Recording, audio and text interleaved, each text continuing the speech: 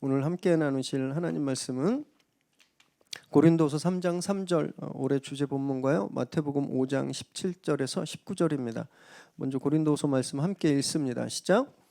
너희는 우리로 말미암아 나타난 그리스도의 편지니 이는 먹으로 쓴 것이 아니요 오직 살아계신 하나님의 영으로 쓴 것이며 또 돌판에 쓴 것이 아니요 오직 육의 마음판에 쓴 것이라. 마태복음 말씀도 함께 읽습니다. 시작. 내가 율법이나 선지자를 폐하러 온 줄로 생각하지 말라. 폐하러 온 것이 아니요 완전하게 하려 함이라. 진실로 너희에게 이르노니 천지가 없어지기 전에는 율법의 1.1획도 결코 없어지지 아니하고 다 이루리라. 그러므로 누구든지 이 계명 중에 지극히 작은 것 하나라도 버리고 또 그같이 사람을 가르치는 자는 천국에서 지극히 작다 일컬음을 받을 것이요 누구든지 이를 행하며 가르치는 자는 천국에서 크다 일컬음을 받으리라. 아멘. 오늘 우리에게 주시는 하나님의 말씀입니다.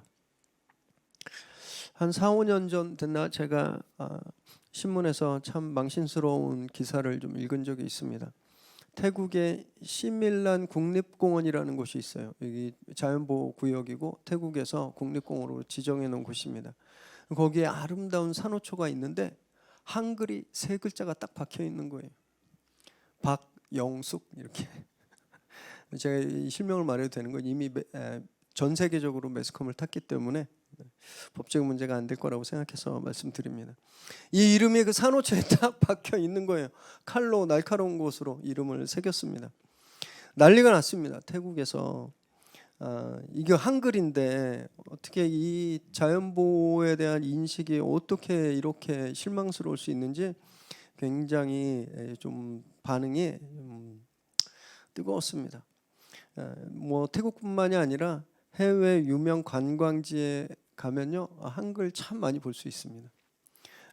한글날 세종대왕께서 한글을 창제하셨는데 자랑스러워할 일인지 모르겠지만 정말 유럽이든 동남아든 어딜 가도 한글이 다 있어요. 누구누구 왔다 감 또는 김땡땡 하트 이땡땡 뭐 이런 다 있습니다. 그래서 어떤 여행지에는요 아예 한글로 경고물을 써놓기도 했습니다. 제가 그거 사진 한번 갖고 왔는데 한번 보여주세요. 네, 여기 어디냐면 독일 하이델베르크입니다. 여기 하이델베르크 학생 감옥이라는 곳인데 19세기 말 20세기 초에 독일 하이델베르크 대학에 감옥이 있었습니다. 대학 내에 감옥이 있었어요. 그래서 학교에서 문제를 일으키는 학생들을 감옥에 가둬 놓고 수업만 받게 하고 그 감옥인데 그때 학생들이 갇혀 있으면서 저 감옥에 뭐 그림도 그리고 뭐 글씨도 쓰고 시도 쓰고 그래서 이게 문화유산이 된 거예요. 그 학생 감옥에서 굉장히 유명한 하이델베르크의 그 관광지인데 거기 한국 분들이 한국말로 낙서를 이제 귀중한 문화유산인데 거기다 막 낙서를 하니까 한글로 저렇게 프린트해서 붙여놨습니다. 감시 카메라가 있으니까 낙서하면 처벌된다고. 참 너무 창피한 일이죠. 1989년 해외여행이 본격적으로 자율화되면서 새롭게 나타난 단어가 있거든요. 어글리 코리안입니다. 어글리 코리안.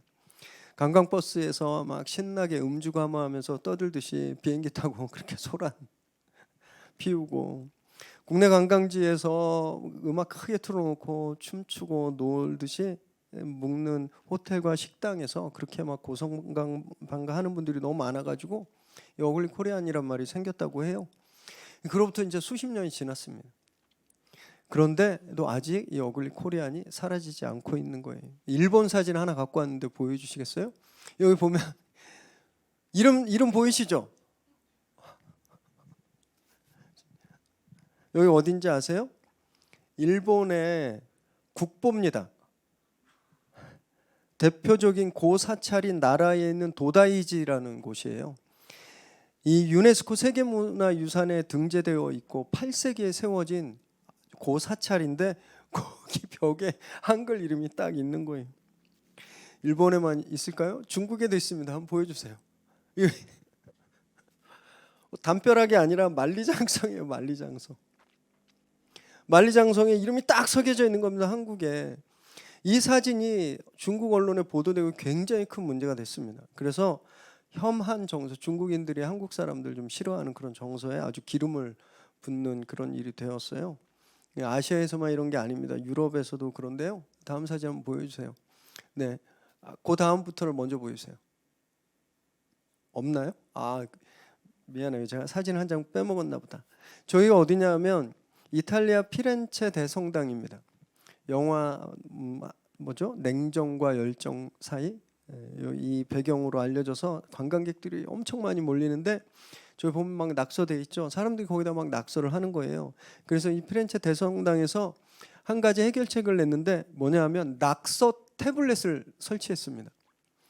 벽 앞에 이 태블릿을 달아놨어요. 사람들이 거기다 낙서하라고. 그러면 그걸 자기 이렇게 벌추얼 피렌체 대성당에 그 낙서가 올라오고 온라인으로 그걸 보는 거예요. 그러니까 벽에다 하지 말고 그냥 온라인에 하고 대리만족하라고 해놨는데, 그럼에도 불구하고 아래 한글로 써 있는 글씨 잘 안 보이시죠? 한 여성이 그 벽에다 그 온라인 낙서 태블릿이 설치되어 있는 그 바로 옆에다가 저렇게 낙서를 했는데요. 잘 안 보이니까 제가 읽어드릴게요. 눈 감고 들으시면 더 이렇게 감동이 와닿는데, 엄마의 바람대로 이렇게 세상 반대편에 홀로 당당히 설 줄 아는 여성으로 성장했어. 하트 딱. 남의 이 문화유산에 가서 낙서하면서 엄마의 바람대로 자기가 당당한 딸이 됐다고 쓴 거예요. 이 자매의 엄마가 자기 딸이 당당하게 지구 반대편에 가서 귀중한 벽에 저렇게 낙서를 할 거라고 생각했을까는 잘 모르겠지만, 이 일을 좀 자랑스럽게 생각할지 모르겠지만 이런 일들이 일어나고 있는 겁니다. 도대체 왜 그럴까요? 왜 그냥 거기 가서 낙서하고 돌에 새기고 이러는 걸까요? 한번 생각해 봤습니다. 뭔가 신비한 기대감 같은 게 있는 게 아닐까? 이런 거 한번 생각해 봤어요. 역사적으로 아주 중요한 곳에 자기 이름을 새기면 자기도 굉장히 역사적으로 중요한 사람으로 묻어가는 듯한 그런 착각을 느껴서 이러는 거 아닐까 했습니다. 만리장성에 자기 연인의 이름을 딱 써놓으면 천년만년 정말 사랑이 계속될 거라는 그런 기대감 때문에 이러는 거 아닐까, 이런 생각을 해봤습니다. 그런데 그게 진짜 그렇게 될까요? 저렇게 몰직한 분들이 진짜 훌륭한 인물이 되겠습니까? 그리고 상식 이하의 사람들이 정말 진정한 사랑을 할 수 있겠습니까? 그냥 추태인 겁니다. 추태. 해서는 안 되는 짓인 거죠. 에베레스트 산에 이름을 새긴다고 해서, 또 남산 타워의 그 철망에 자물쇠 채우고 열쇠 버린다고 해서 영원히 사랑하는 거 아니잖아요. 다 거기 있는 사람들 거의 대부분은 지금 다 헤어졌고 지금 딴 사람 만나고 있고 열쇠 못 찾아가지고 그냥 자물쇠 못 여는 것뿐입니다. 그냥 환경만 파괴하고 있는 거죠.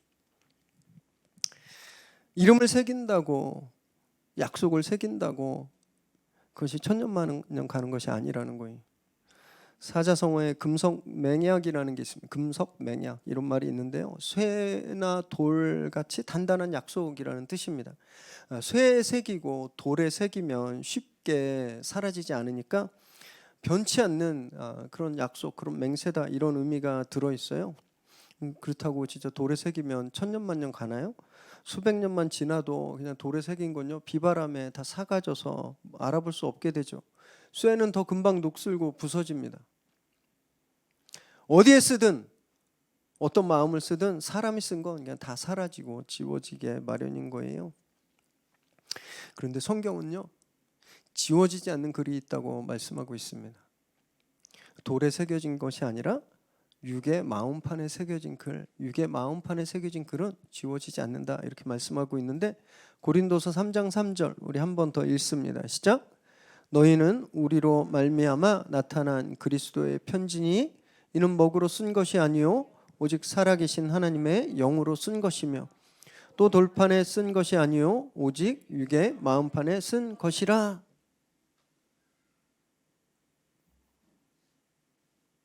바울은 우리에게 너희는 그리스도의 편지다 이렇게 말씀하면서, 이 편지가 어떤 편지인가? 대대로 전해진 예수님의 편지라는 거예요.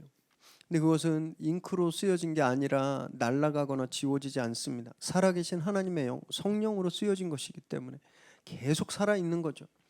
그리고 돌판에 쓴 것이 아니라, 여기 돌판은 더 구체적으로 모세의 그 십계명이 새겨진 모세의 돌판을 말하는데, 이미 이 당시 흔적도 없었습니다. 그렇게 깨지고 부서져서 사라져버리는 그런 돌판에 쓰여진 게 아니라는 거예요. 육의 마음판에, 우리 마음판에 계속 지워지지 않고 사라지지 않는 그런 우리 마음판에 새겨진 편지다라고 말하고 있는 겁니다. 그러니까 이 편지가 어떻게 전달되는지에 대해서 이야기했고요. 또 누가 썼는지에 대해서 저희가 지난주에 나눠봤죠. 오늘은 편지지에 대한 말입니다. 어디에 써지는가에 대한 말씀을 저희가 함께 나눌 거예요. 그 편지지를 바울은 육의 마음판이다라고 말했습니다. 거기에 쓰여지면 지워지지 않는 거죠. 사라지지 않는 거죠. 우리 함께 말씀을 나누실 때 정말 절대 변하지 않고 사라지지 않는 예수님의 편지가 되기로 결단하는 그런 시간 되시기 바랍니다. 17절 읽습니다. 시작. 내가 율법이나 선지자를 폐하러 온 줄로 생각하지 말라. 폐하러 온 것이 아니요 완전하게 하려 함이라. 마태복음 5장 17절에서 19절 말씀은요, 예수님의 산상수훈에 들어있는 말씀입니다. 마태복음 5장에서 7장까지를 산상수훈이라고 말씀하고, 거기에 팔복도 있고 예수님의 메시지의 그냥 핵심, 찐, 진짜 핵심 중에 핵심이 다 들어있는데, 그 말씀을 하실 때 주님이 이 말씀을 하시는 거예요. 당신에 대한 유대인들의 또 유대 리더십들의 모함에 대해서 좀 반박하고 계시는 겁니다. 율법과 선지자를 폐하러 온다라고 했는데, 당시 유대인들은 예수님이 성경을 회방하고 훼손하고 성경을 망가뜨리고 성경에 반대되는 가르침을 하고 있는 거짓 선지자, 바알세불의 그 악마의 왕이거든요. 바알세불의 힘을 빌려서 성경을 회방하는 그런 사람이다라고 모함당하고 있었어요. 주님이 나는 성경을 폐하러 온 사람이 아니야, 오히려 완전하게 하러 온 거야 라고 말씀하고 있는 거죠. 율법이나 선지자, 이 율법과 선지자가 성경에서 같이 나오면 성경을 뜻합니다. 성경. 유대인들의 성경은요, 당시에 모세오경밖에 없었어요. 그걸 토라라고 하는데, 펜타투크, 영어로 모세오경, 창세기, 출애굽기, 레위기, 민수기, 신명기 이 5개만 성경으로 그들은 믿었습니다. 그리고 그 외의 책들은 선지자들이, 예언자들이 그 모세오경을 해석하고 풀이하고 그 모세오경을 적용한 글들이라고 생각했어요. 그래서 율법이나 선지서 하면 성경 전체를 뜻합니다. 더 구체적으로 이 당시에는 신약 성경이 없었습니다. 우리가 보는 신약 성경이 없었어요. 그러니까 이 당시에는 그냥 성경으로 부르는 게 맞죠. 지금 우리는 구약으로 전해져 내려오지만 예수님 당시는 신약이 없으니까 구약이라는 말이 없는 거예요. 성경. 예수님 여기서 하신 말씀은 나는 성경 말씀을 훼손하고 망가뜨리려고 온 게 아니다라고 말하는 겁니다. 성경 말씀을. 그런데 그렇게 보이지 않았습니다. 성경을 해석하는 예수님의 관점이 너무 달랐어요. 바리새인들이나 성경 박사들, 율법학자, 서기관들과 성경을 보는 해석이 너무너무 달랐습니다. 그리고 태도도 너무 달랐어요. 율법, 성경에 아주 박식하고 성경을 속속들이 알았고, 그리고 보통은 토라, 모세오경을 다 외웠다고 하거든요.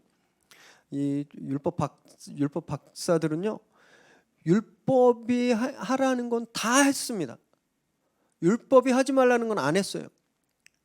병자를 만지면 안 된다 그랬습니다. 율법엔. 왜냐하면 당시에는 병은 죄 때문에 오는 하나님의 징계이거나 귀신에 사로잡힌 거라고 사람들은 다 믿고 있었고, 율법에서는 병자는 7일 동안 정결케 되는 기간이 있어요. 이게 너무 신기하죠. 저희들이 코로나 걸리면 며칠 격리하시죠? 7일. 다 성경에서 온 거 아닐까 이런 생각 한번 해보는데, 병에 걸리면 7일 동안 격리하고 정결할 때까지 기다려야 돼요. 그리고 7일이 지나면 제사장한테 가서 자기가 깨끗해졌다라는 것을 컨펌 받아야 공동체 생활을 할 수 있었거든요. 그런데 만약에 병에 걸린 사람을, 아직 정결하다고 컨펌되지 않은 사람을 누가 만져요.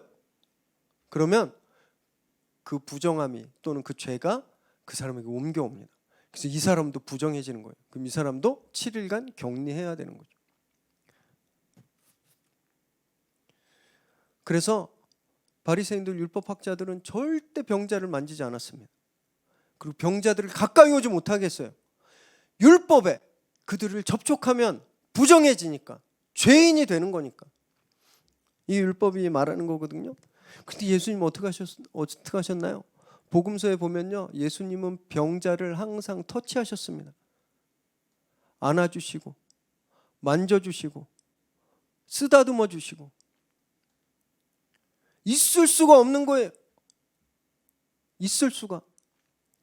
게다가 제자들은 음식법도 안 지킵니다. 정결법도 안 지켜요. 그래서 바리새인들이 왜 손도 안 씻고 당신 제자들은 손도 안 씻고 이렇게 부정하게 음식을 먹냐고, 왜 법을 어기냐고 항의를 할 정도였습니다. 도저히 이 사람은 성경을 지키는 사람이 아닌 거예요. 성경이 하라 그러는 걸 잘 안 지키는 겁니다. 그런데 뭐라고 얘기해요? 하나님의 아들이다 라고 얘기하니까 받아들여질 수가 없는 거예요. 그래서 그들이 낸 결론은 저 사탄의 앞잡이다라고 말하는 겁니다. 미쳤다라고 이야기를 한 거예요. 그리고 성경을 망가뜨린다. 실제로 주님이 나중에 십자가에 달리시기 전에 잡혀서 재판받으실 때 고소당한 혐의가 성전을 무너뜨린다, 성전을 무너뜨리겠다라고 했다는, 굉장히 중요한 고소건 중에 하나였거든요. 우리는 예수님에 대해서 너무너무 잘 알고 그냥 교회 다니면서부터 바리새인, 나쁜 사람, 서기관, 위선자, 외식하는 사람들, 처음에 외식 들었을 때 맨날 밖에서 밥 먹나 이런 생각했었는데 그 외식이 아니더라고요. 위선 떠는 사람들, 겉과 속이 다른 사람들, 그런 선입관이 우린 딱 있어가지고 성경을 딱 보면 예수님이 얼마나 파격적인 행보를 벌였는지 잘 느끼지 못합니다.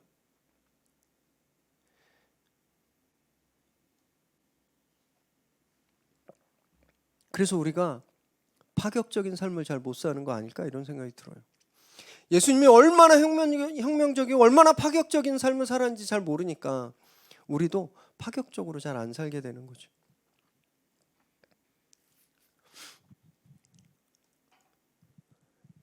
도저히 그 시스템에 받아들여질 뿐이 아니었습니다. 예수님은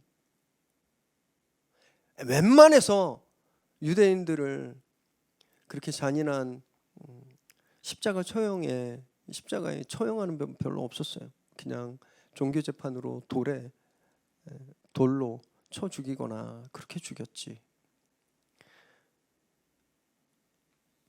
예수님 그렇게 거절당하셨어요. 그런데 뭐라고 말씀하시는 거예요 지금? 아니야, 내가 너희들이 믿는 그 율법, 너희들이 신주단지처럼 모시는 그 율법 내가 완성하려고 왔어, 이렇게 말씀하시는 겁니다. 이게 얼마나 충격적인 말씀인지. 자, 성경을 완성하러 오셨다라고 하는 말씀에서 우리가 알 수 있는 건, 그럼 성경이 아직 불완전하다라는 거죠. 성경이 불완전하다는 겁니다. 아직 부족하니까 이걸 완성시키러 오신 거잖아요. 어떤 면에서 성경이 불완전한 거였을까요? 더 구체적으로 우리 입장에서 구약 성경이 어떤 면에서 불완전한 거였을까요? 율법으로 구원받은 사람이 단 한 명도 없었기 때문입니다. 율법으로 구원받은 사람이 단 한 명도 없었어요. 저희가 그 러브레터 시리즈 하기 전에 아브라함 시리즈를 딱 마침 마쳤잖아요. 아브라함이 하나님께 의롭다 하심을 인정받았는데 율법으로 인정받았나요? 아니었습니다. 아브라함은 율법이 없었던 시대에 살았던 사람이었어요. 아브라함이 하나님께 의롭다고 인정받은 건 믿음 때문이었죠. 그의 믿음, 그리고 그 믿음에 부어진 하나님의 은혜 때문에 그가 의롭다고 인정받은 겁니다. 모세 때도 마찬가지였어요. 시내산에서 출애굽하고 1년 반 후에 시내산에서 하늘로부터 돌판에 십계명을 율법을 받기 전에 하나님께서 모세를 부르셔서 애굽에서 이스라엘 백성들을 구원해 내셨죠. 율법이 주어지기 전에 하나님의 구원이 먼저 있었던 겁니다. 율법으로 구원받는 게 아니에요. 구원받은 자가 어떻게 하나님을 예배해야 되는지, 구원받은 자가 어떻게 살아야 되는지에 대해서 하나님이 주신 것이 율법입니다. 하나님의 백성이 마땅히 지켜야 할 삶의 행동 규범들, 이게 율법이에요. 그걸 지켜야 구원받는 게 아니라는 거예요. 그래서 하나님이 율법을 주셨는데, 그 가이드라인을 주셨는데, 사람들은요 눈에 보이고 만져지는 것에 더 끌리게 되어 있죠. 하나님은 눈에 안 보이십니다. 하나님의 은혜는 우리 눈에 안 보여요. 근데 모세의 법은 눈에 보이죠. 이게 더 중요해지기 시작한 거예요. 그래서 이걸 지키다 보니까 주객이 전도됐습니다. 내용과 껍데기가 바뀌어 버렸어요. 그래서 율법을 지켜야 하나님의 백성이 되고, 율법을 지켜야 구원을 받는다고 생각해 버린 겁니다. 그 결과가 무엇이었는지 아세요? 진짜 알맹이는 하나님의 은혜, 그리고 하나님을 믿는 믿음, 하나님의 뜻은 뒷전이고 쓰여져 있는 그 율법만 지키다가 나중에 나라가 망해서 포로로 끌려가고 나라를 2000년간 잃어버리게 되었잖아요. 그런데 이건 율법이 잘못돼서가 아닙니다. 절대. 구약이 잘못돼서가 아니에요. 성경엔 잘못된 게 하나도 없습니다. 못된 짓 하라고 나와 있는 거 하나도 없어요. 율법을 받은 사람들, 성경을 받은 사람들이 그 말씀에 담긴 하나님의 뜻을 알지 못해서 이런 일이 일어난 겁니다. 이런 상황 가운데 하나님이시고 또 하나님의 아들이신 예수님이 이 땅에 오신 거예요. 이분보다 더 정확하게 하나님의 뜻을 아는 존재는 없어요.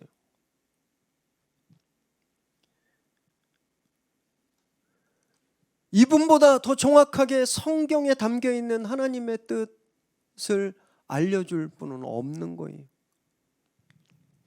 그래서 당신이 율법을 완성하러 오셨다라고 말씀하신 겁니다. 이제 내가 이 율법이 진짜 무엇을 뜻하는지, 여기에서 하나님이 무슨 말씀을 하시는지 내가 알려주겠다. 그리고 오신 거예요. 그리고 그것이 십자가에서 완성됩니다. 성경에는 하나님의 사랑이 가득 담겨 있어요. 하나님의 은혜와 사랑이 가득 담겨 있습니다. 그래서 사람들이 그걸 찾지 못하니까 예수님이 오셔서 봐, 내가 알려줄게. 십자가에 당신을 들이신 겁니다. 이렇게 사랑하신다는 거야 라고 알려주신 거예요. 너희를 하나님이 목숨보다 더 사랑하신다라는 것을. 그래서 하나님 뜻을 완성하셨잖아요. 그래서 율법은요, 성경은요, 하나도 없어지면 안 되는 겁니다. 18절 말씀 읽습니다. 시작. 진실로 너희에게 이르노니 천지가 없어지기 전에는 율법의 1.1획도 결코 없어지지 아니하고 다 이루리라. 당신이 그 율법의 성경의 완성자로 오셨기 때문에 단 하나도 허투루 대하지 않으시고 완성하시겠다라고 하는 겁니다. 1.1획, 우리말로 하면 점 하나, 획 하나 이런 뜻인데, 이 원어로 보면요, 1점이라는 말은 헬라어 알파벳 중에 제일 작은 글자입니다. 1점이라고 하는 게 이오타라고 하는 건데, 이 헬라어 알파벳 중에 제일 작은 거고요. 1획은 글씨 살짝 삐쳐나오는 거. 글씨가 살짝 삐쳐나오는 거. 예를 들면 우리 히읗 위에 살짝 있잖아요. 그런 거. 그러니까 얼핏 보면 모르고 아무도 중요하게 생각하지 않고 크게 의미 두지 않는 그런 부분이라도 주님이 다 이루시겠다라고 말씀하시는 거예요. 왜냐하면 성경에는 그 어떤 부분이든 어떤 글자든 어떤 내용이든지 간에 다 하나님의 사랑을 말씀하고 있기 때문에 예수님 그 말씀을 다 이루시겠다고 말씀하는 겁니다. 여기 또 이루시겠다라는 말, 이 원어적인 뜻은 존재하다라는 뜻도 있거든요. 그러니까 이런 거예요. 성경이 1.1획도 다 없어지지 않는 건 예수님의 존재 때문이라는 거죠.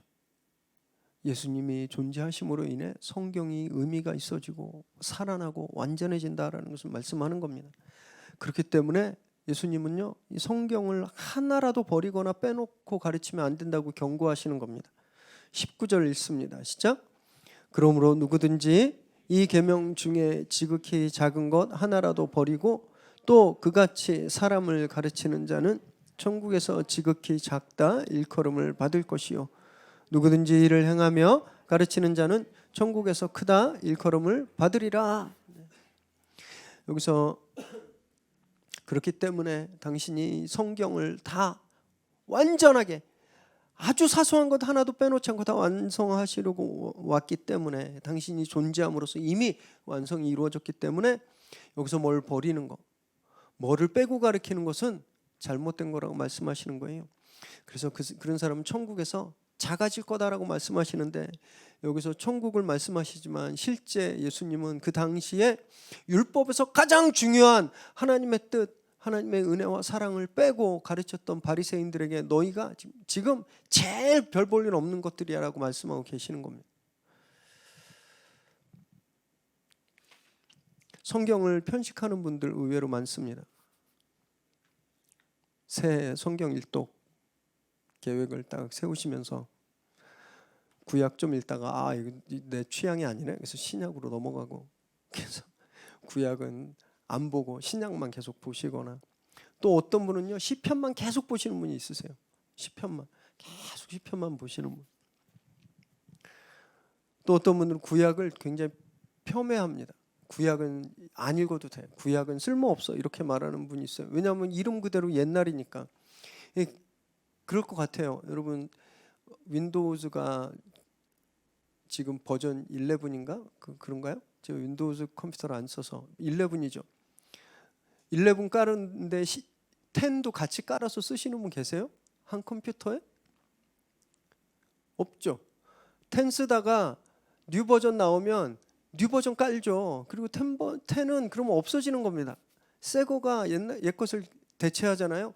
그래서 구약과 신약도 그렇게 이해하는 거예요.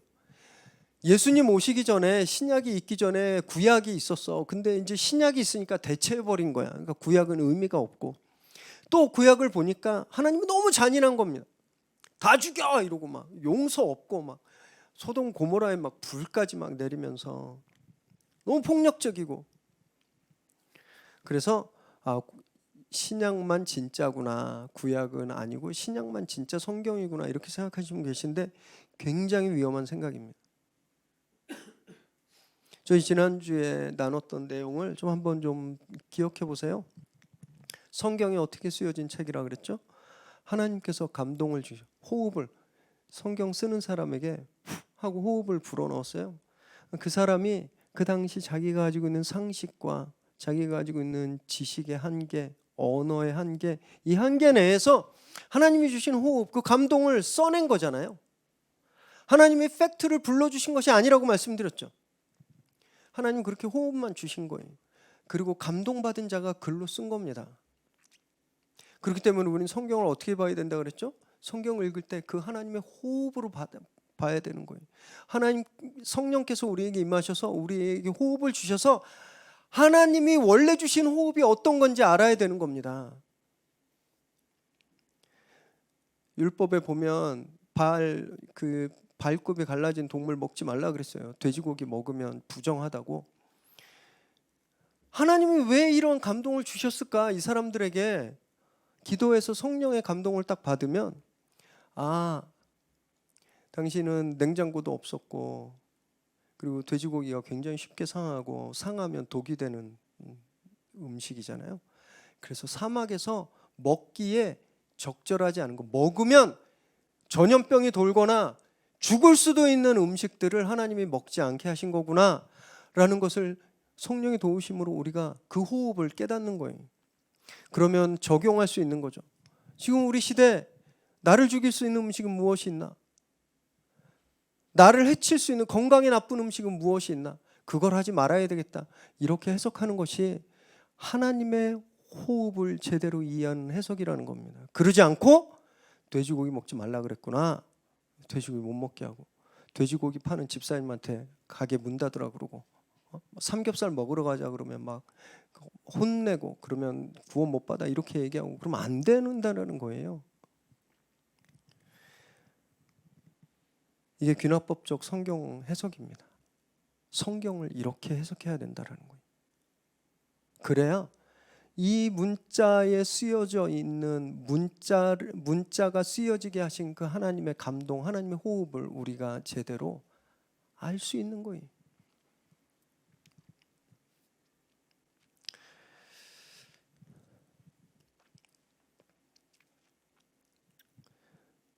율법의 구약에 나오는 우리가 지금 받아들이기 어려운, 용납하기 어려운 내용들, 그렇게 봐야 되는 겁니다. 이 사람들은 왜 이렇게 고백했을까? 왜 이 사람들은 이런 기록을 여기다 써놨을까? 하나님이 이들에게 주신 호흡은 무엇일까? 성령님께 도움을 구하면서 우리가 그것을 찾아 나갈 때 정말 글자 아래 흐르고 있는 정말 하나님의 의도와 하나님의 뜻을 찾을 수 있게 되는 거죠. 그래서 구약에 나오는 이야기들이 잘못된 게 아닙니다. 그 하나님의 호흡이 잘못된 게 아니에요. 그냥 그 사람들이 자기들의 그런 사고방식에서 그렇게 표현해낸 것일 뿐인 겁니다. 성경에 그 어느 한 구절도 쓸데없는 건 없습니다. 내가 따르지 않아도 괜찮은 말씀은 없어요. 단 문자 그대로가 아니라 문자가 정말 의미하는 그것, 하나님의 감동, 그것을 따라야 하는 거죠. 그럴 때 우리가 하나도 빼놓지 않고 행할 수 있는 겁니다. 그리고 가르칠 수 있게 되는 거죠. 그럴 때 하나님 나라에서 정말 크다고 칭찬받게 되는 겁니다. 유대인들이 여기서 실패했죠. 유대인들이. 당시 서기관들과 바리새인들, 우리가 무시할 만한 사람들 아닙니다. 우리보다 성경을 훨씬 더 많이 알고 진짜 성경대로 살려고 했던 사람들이에요. 기도 시간 꼬박꼬박 지키고 11조 꼬박꼬박하고 제사 꼬박꼬박 지내고 성경이 하라는 대로 살았던 사람들이에요. 이 사람들. 그들이 어디서 실패했는지 아세요?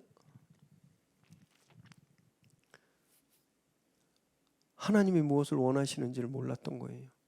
율법을 지키면 지킬수록 하나님에게서 멀어져 간 겁니다. 하나님에게서 더 멀어져 가는 거예요. 자기가 의롭다고, 남들은 틀렸다고 생각했기 때문이에요. 누가복음 18장 11절 읽어볼까요? 시작.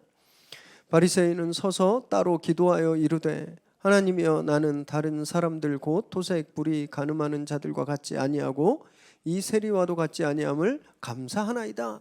이 말씀은 예수님께서 성전에서 기도하는 세리와 바리새인의 비유에 나오는 말입니다. 두 사람이 성전에 들어와서 기도하는데 바리새인은 딱 와서 당당하게, 하나님, 저는 율법 잘 지켰습니다. 하라는 대로 다 했습니다. 저기 율법도 못 지키고 죄 짓는 저 사람들 같이 안 살았습니다. 저는 의로운 사람입니다. 이렇게 기도했어요. 그런데 세리는 어떻게 기도했냐면, 하나님, 저는 용서받을 가치도 없습니다. 전 진짜 하나님 앞에 나올 자격도 없습니다. 고개를 들 수도 없습니다. 이렇게 울었습니다. 주님이 이 비유에서 그 세리의 기도가 진짜 기도다, 하나님께 연락된 기도라고 말씀하셨습니다.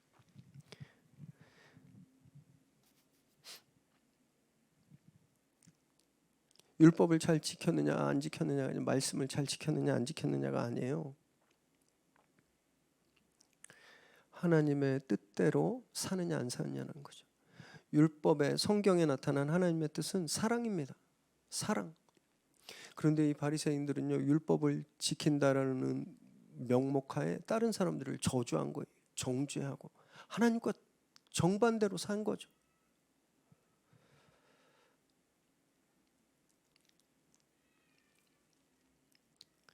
그래서 성경을 막 쓰여 있는 대로 문자적으로 받아들이면 자칫 바리새인들, 서기관들의 오류에 빠지기 쉬운 겁니다. 나는 이렇게 하는데 저 사람은 왜 못해? 저 사람 저거 잘못됐네라고 정죄하게 돼요. 그러면 정말 성경이 진짜 우리에게 말씀하고 있는 걸 잃어버리게 되죠. 사랑하고 용서하고 기다려주고 격려해야 되는데 그게 하나님 뜻인데 우리는 내가 뭘 하고 있다라는 것 때문에 혐오하고 정죄하고 저주하는 겁니다. 바리새인과 똑같은 오류를 범하게 되는 겁니다. 우리가 세상에 전해야 하는 편지는요, 그래서 귀납법적이어야 되고 굉장히 실천적이어야 되는 겁니다. 말만 주문처럼 성경 구절만 막 외운다고 소용없습니다. 요즘 넷플에서 가장 핫한 시리즈가 있는데 학폭 다룬 거 있죠. 학폭 다룬 거. 연기들을 어쩜 이렇게 잘하는지 막 소름이 막 돋을 정도로 막 연기를 너무 잘해요. 거기 아주 주연급들 중에 등장인물 중에 한 명이 목사님 딸로 나오는 사람이 있어요. 그런데 마약 중독자예요. 이거 처음에 되게 짜증났습니다. 아니 왜 꼭 이런 캐릭터를 이렇게 만들어야 되나? 근데 한번 생각해 보니까 스님은 딸이 없잖아요. 스님, 신부님들은. 그래서 그래서 그랬구나 뭐 이렇게 그냥 생각하기로 하고 좀 그냥 잘 봤는데 그 딸 이름이 사라자매예요. 이사라자매. 예배 꼬박꼬박 친구들이랑 술 먹고 놀다가도 예배 꼬박꼬박 가고 성가대도 꼬박꼬박 씁니다. 겉으로 보면 굉장히 거룩한 종교 생활을 하고 있어요. 아무도 그 친구들 그 누구도 얘가 예수 믿는 사람이라는 걸 인정하지 않습니다. 이 친구들 그 누구도 얘 따라 교회 가고 싶어하는 사람이 한 명도 없어요. 왜냐하면 실제 삶이 안 그러니까. 예배도 드리고 성가대도 쓰고 하지만 실제 삶은 그렇지 않으니까 영향력이 없는 거죠. 편지는요, 실제 살아내야 되는 겁니다. 말로 글로 전해지는 게 아니라 삶으로 전해지는 거예요. 우리 편지는 삶으로 전해지는 겁니다. 이게 고린도서 3장 3절에 나오는 육의 마음판에 쓰여진 편지라는 말이에요. 우리 마음으로 받은 말씀이 우리 육체로 나와야 되는 겁니다. 표현되어야 되는 거예요. 이게 우리 편지지라는 겁니다. 사람들이 우리 말과 우리 언어와 그것이 아니라 그냥 우리 삶에서 읽어야 된다라는 거예요. 그 내용들을. 바리새인 서기관들이 정말 신주단지처럼 모시고 있었던 돌판에 새겨진 율법, 그때도 없었고 지금도 없습니다. 어디로 갔는지 몰라요. 그러나 마음판에 새겨진 복음은요, 2000년이 지난 지금도 살아있잖아요. 저와 여러분의 마음판에. 그리고 앞으로도 다른 사람들의 마음판에 전달되어서 살아있게 될 겁니다. 절대 지워지지 않는 거죠.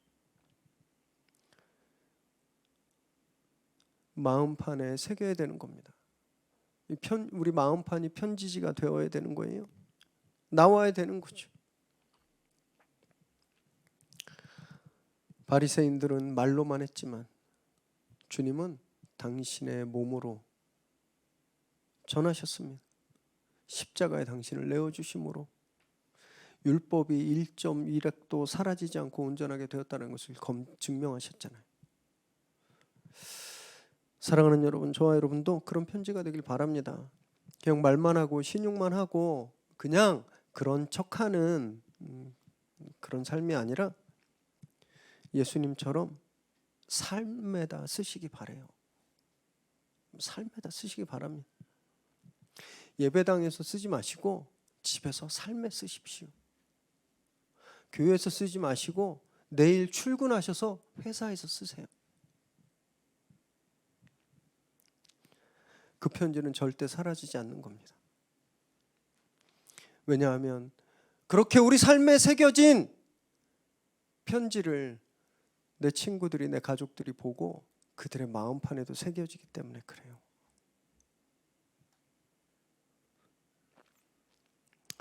올 한 해 그렇게 우리 삶에 그리스도를 새기고 그 말씀을 몸으로 살아내시길 바랍니다. 그래서 절대 지워지지 않는 편지가 되어서 우리를 읽는 이웃들에게 마음판에 또 그렇게 복음을 새기는 저와 여러분 되시기를 주님의 이름으로 축원합니다.